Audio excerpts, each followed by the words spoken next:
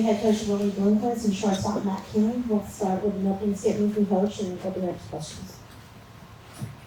Well, we were hoping to play a second game today, but obviously it wasn't meant to be. Just extremely proud of our guys and the effort that they gave this season.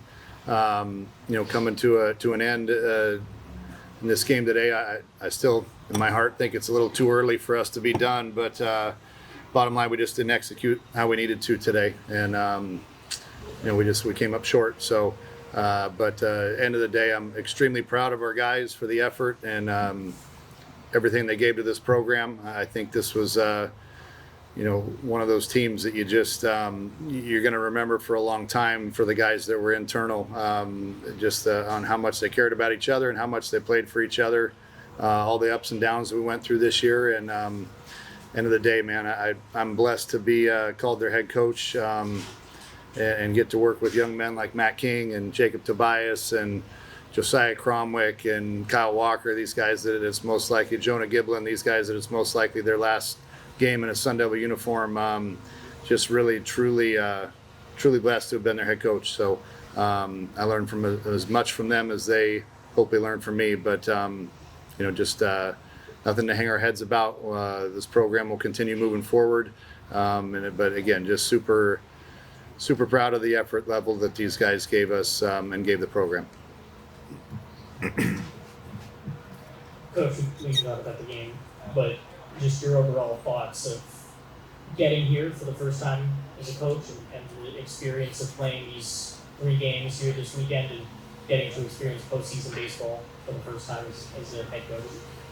Well, I mean, obviously this is what you do all the prep work for and all the preaching and teaching throughout the year and trying to get them ready for moments like this that are, where miscues mean games, right? And ironically, a couple miscues today that cost us, and making sure that we, cross our T's, dot our I's, and those are the little things that win or lose ball games. And but as far as the overall experience, obviously we wanted to keep going. We had aspirations to keep going. I think we had a team that was capable of continuing to move beyond this, but at the end of the day, you take nothing away other than just these guys are a phenomenal group of young men. The effort level, the resiliency that they've shown all year, just a special group of kids, and get the chance to experience a regional. Again, Jacob Tobias, who's been here for 4 years, him getting that opportunity to do that after grinding it out 4 years in a Sun Devil uniform, it's great to see him have that opportunity. But just hopefully it's a mark that the program's not where we want it to be, but it's trending in the right direction. That we've continued to make progress each of the last 4 years, and hopefully we're on the right pathway to getting this thing right. So. Again, just very thankful for guys that have given me everything they got and coming in here and continuing to bring the program forward. Willie, when you talk about the program being on the right track and the steps that you took moving forward this year, what's next in that evolution? And the expansion of scholarships, how much might that help? And what do you have to do to get to the ASU fans and your own personal expectations? Well, I mean, I think when you look at the season as a whole, we set a record on attendance, 120,000 fans this year, which was huge.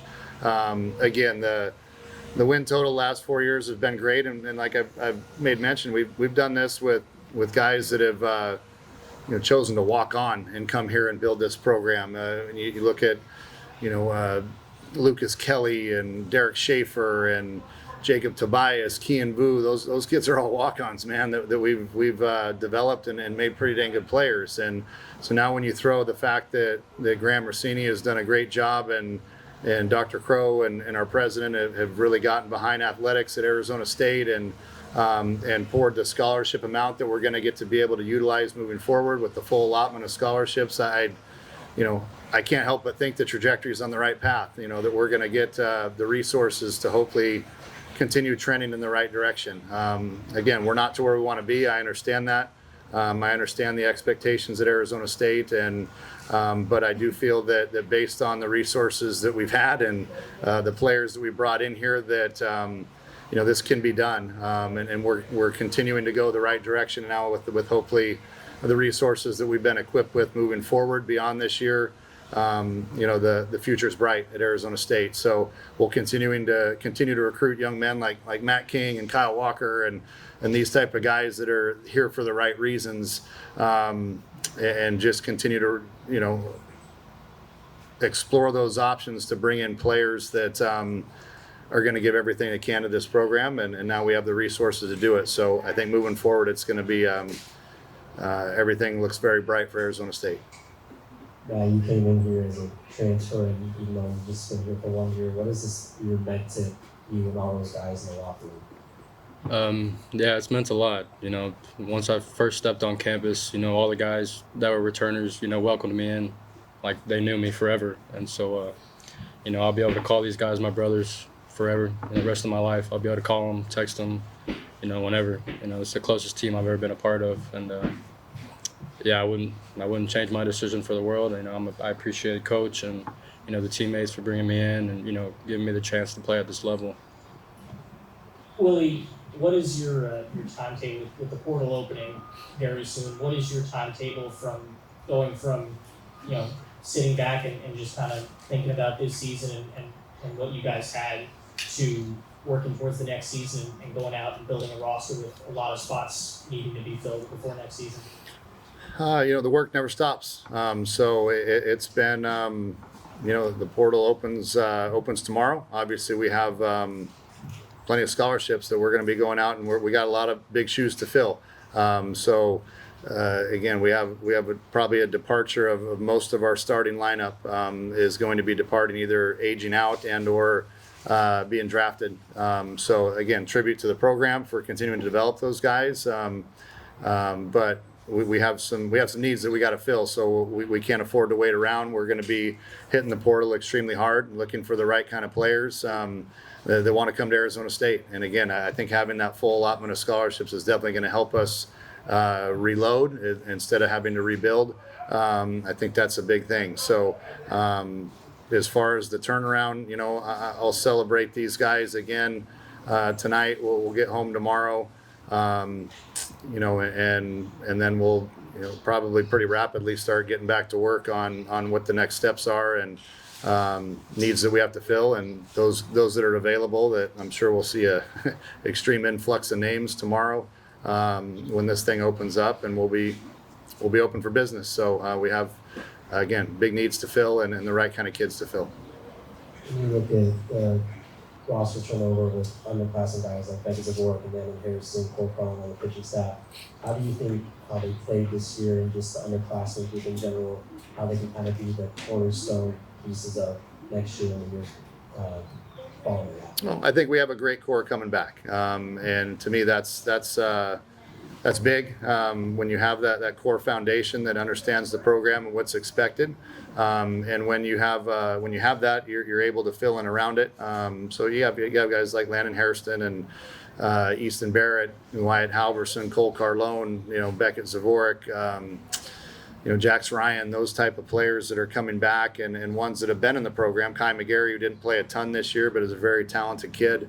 Those type of guys that are going to be back and holding down the fort while we build around them. So we're not starting from scratch by any means. We have a good nucleus of kids that are there. Max Arlich, another one, threw the ball great yesterday, and now they have regional experience as well to go along with it. So like I said, it's a good core group coming back, and we do have our work cut out for us to fill in around us with the amount of guys that we're losing. But there's no stand behind it. There's no better place to play baseball in Tempe, Arizona, especially with the momentum that we have, and again the fan support, the resources that we're getting thrown into the program. All that stuff is things that in my mind make this future extremely bright at our program. Willie was coming in college baseball 4 years ago. How has these past 4 years kind of challenged you to innovate and evolve personally and kind of adapt to this new young age? Do you have a couple hours? I can share that with you. It's obviously the landscape has been extremely fluid and crazy, you know, and I've spent hours talking with Coach Savage about this, just on, you know, man, you really chose a crazy time to enter college sports. And when I took this job, there was no transfer portal, there was no NIL. It was just regular old baseball and college sports as we knew it. Well, things have really been flipped upside down. So I think that's been a learning curve, not only for me, but for, you know, every coach across the country is trying to figure out how this is all going to play out, and raising money and doing all these other things that we weren't expected to do initially. But now you need it in order to, you know, continue to make a program go. You know, I don't think the rules and the changing of the environment is going to stop anytime soon. I'm thinking there is supposed to be some judgment or thing coming down here in the next day, I've been told, the next couple of days, to where, you know, this whole landscape might change again. So, you know, that part of it's been challenging, but I think the one thing that remains staple is going after the right type of kids, bringing in your Matt Kings, bringing in your Kyle Walkers, those type of kids that fit your program, fit your mold, and coaching the hell out of them and trying to get them better and you know, get them to the point where, you know, they continue to have opportunities beyond Arizona State. So if we continue to do those things, like I said, I've always believed that the winds will follow. Maybe not as fast as some would like, but we're trending in the right direction and continue to add to our win total every year. And I don't anticipate anything less than next year. I had one for Matt and one for Willie. Matt, Jeremy said you're the second ASU player to ever hit 400 in the season. Just Career. Career. So career, sorry. So just your thoughts about what that means that you were able to accomplish that. I mean, it's truly an honor, you know, to be mentioned with the names that have come through like this program. I'm pretty sure Willie hit 400 one of the seasons, but Stop. I think he might Maddie. I think he might have me by a few points, but you know, it's honestly, I'm just thankful and grateful just to be here, and you know, and that everything went well. And really, part of the challenge is retention of your players in the portal era, and pitchers especially are in demand and get negatively recruited and coached and all that stuff. So how are you feeling about what you accomplished this year with your pitching staff and going to the next level of retention plus adding? Well, that's a challenge, and you have your poachers out there, and they know who they are, and I know who they are, and they've taken players from us in the past, and I imagine they're circling around in the sky, waiting for any morsel of food to drop so they can go try to get our players, and that's. Again, you know who you are, and I know who you are too. So, but for me, at the end of the day, you build a program that hopefully young men understand what the value is of staying here. They understand what the value is of when they come here. That ultimately this program is going to prepare them not only for life, but hopefully in baseball beyond Arizona State. And I think when you look at our track record of kids that have respectfully been given up on in other programs that have come here and now have gone on and played pro ball because of just the experience at Arizona State and what our coaching staff has done for them. I think our track record speaks for itself just in 4 short years of that, or 3 short years of that. So as far as our own players, I'm sure there will be plenty of people out there trying to cherry pick them. We just gotta hope that the culture and the environment that we built at ASU is something that they love, and they know that they're continuing to get better here. You know, we play baseball and arguably the biggest hotbed in the country of scouting and people exposure watching us play. And scouts get a chance to watch our guys every single day, not only during the season, but in the off season when we're inter-squatting. It's nothing to have 30, 40 scouts at our inter-squad games. So our players know that. Our players know they're in the perfect spot to get exposure and be seen. And again, I'll defer back to the past couple of years on the players that we brought in that were given up on at other places that have now put themselves on the map and are going to get an opportunity to play pro ball. For me, that part of the program speaks for itself, and it always will. Coach, your team made the tournament for the first time since 2021. In your eyes, what's the identity of the 2025 ASU baseball team? You know, the identity is, I think we built a a very talented team on a limited budget, and when you factor in what we're going to be getting moving forward, again, the future is extremely bright. But this team that we have was, again, very resilient. We went through our ups and downs throughout the year. We had our adversities, and these kids kept on grinding and didn't waver. They played hard regardless of the score, regardless of the being up or down runs. These guys played hard, and for me, that's what we try to instill in our guys, that no matter what, you give everything you got, and we'll let the results happen as they will. So nothing to hold our heads about. Just, again, extremely proud of the effort level and the dedication that these guys gave the program. And last question. Coach, as you kind of wrap up your time here with seniors like Matt King and Jacob Tobias and some of those guys that helped set the culture, how did they kind of prepare those young guys to kind of take the reins going, looking ahead to next year? I think the young guys have an opportunity, or had the opportunity, to the ones that didn't play a ton that are watching, like, man, that's how you do it. You go about it like Matt King does. You go about it like Toby does. Are they respectfully the most talented guys in the world? No, but they go out and play the game the right way. Matt King's one of 10 players in the history of Arizona State to hit over 400. That's pretty damn special, So if you don't learn from guys like that and learn from guys like Toby, then shame on you. But I think these our younger guys certainly have taken note of how they play and how we play the game. And like I said, if they're watching anybody on how it's supposed to be done, they've had perfect examples of how to do that, the guys in front of them. So you get a young man like Beckett Zavorik that's watched Matty play all year long on, I'm as talented as that guy, but that guy's way better than me. Why? It's because he goes out and does the fundamental things properly every day. So there's always something to learn, always something to grow upon. Just very fortunate that our younger guys got a chance to learn under our older veteran guys that have been here a while and understand what it takes to be a Sun Devil.